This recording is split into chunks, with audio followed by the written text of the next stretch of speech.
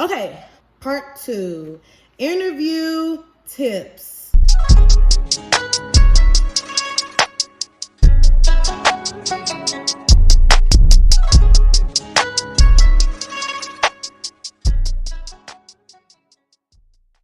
Interview tip number 1, always frame your answers around the students and not yourself. If they ask you what is the Epik program, don't say that the Epik program is a program that brings teachers from English speaking countries over to teach English in Korea, because no, the Epik program is a program that allows the Korean students to learn English from proficient English speakers from various backgrounds. You see how that frames the answer around the students and not around the teachers? That's what they want to hear. They want to hear that your priority is the students, not yourself. Number 2, keep your answers professional unless specifically asked about cultural themes, which could happen. And keep them relevant to education and teaching. Don't go in your interview talking about K-pop and kimchi and K-dramas and how you want to find a Korean man to marry. Like, I feel like that's common sense, but I just have to say it. They are going to ask you what you know about Korean culture. And don't fangirl out. Like, don't start going on a whole tangent about your favorite K-drama or your favorite K-pop star. Talk about how your knowledge of Korean culture will better help you connect with your students in the classroom. You know what I'm saying? All right, number 3, research about the education culture, the work culture, and consider your education philosophy and working with a co-teacher.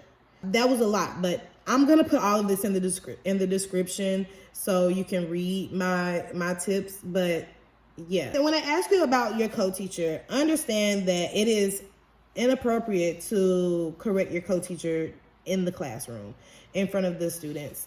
Even if they're wrong, don't directly correct your co-teacher. What you should do is, depending on the situation, if they misspell a word or mispronounce a word, make sure you pronounce it correctly when you say it, or write the word down so that they can see the correct spelling. But never go, oh no, that's not right, to your co-teacher.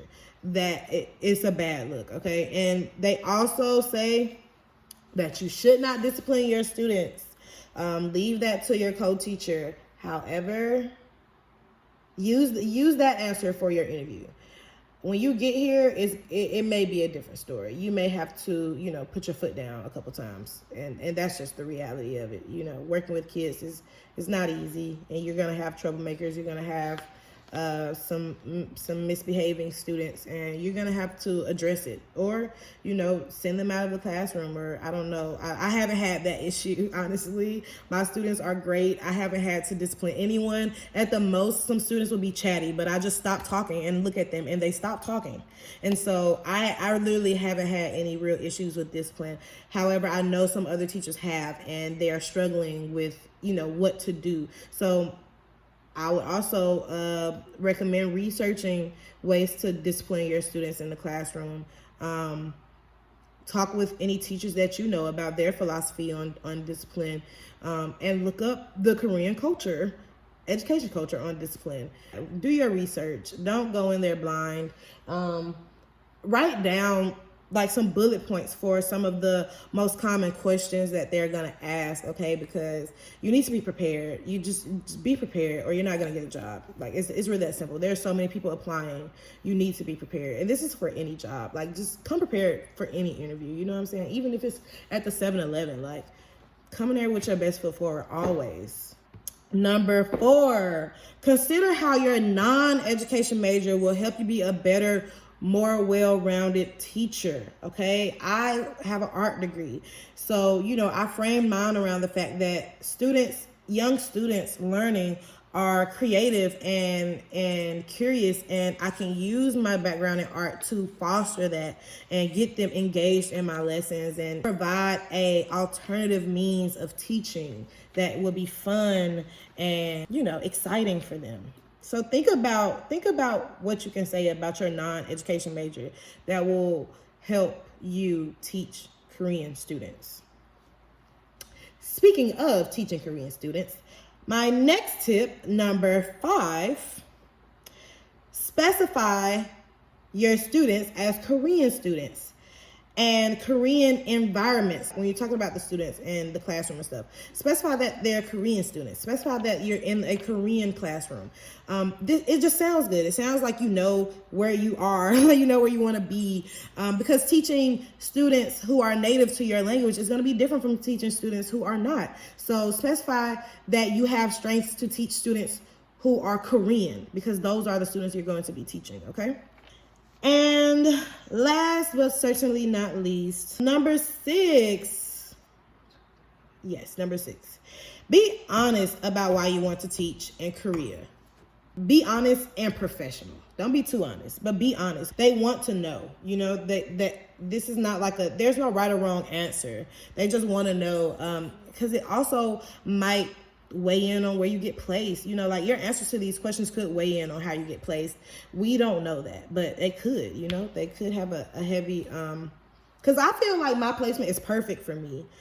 It wasn't what I was expecting, but it fits me so well, honestly. So be honest in when you answering your questions. Talk about how you want to develop your skill set as a teacher, and make yourself more competitive at home through teaching abroad, because teaching abroad will give you an edge over people who have not had that experience. That was a lot of my reasoning for wanting to teach in Korea. But, you know, figure out what it is. Figure out why you really want to do this. Don't say because you hope to turn into a K-pop star. Don't say because you want to make a lot of money.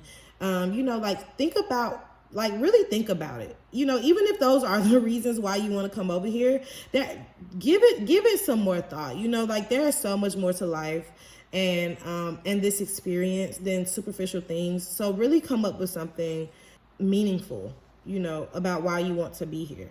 But yes, so the interview was very quick. It was maybe like 20 minutes maybe. It was over Skype.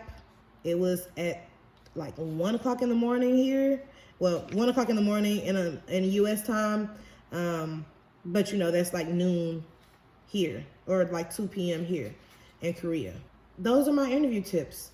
Once again, thanks for watching. I will upload another video next week. And yeah, come back and see me. Like, comment, and subscribe. Yeah. Okay, bye.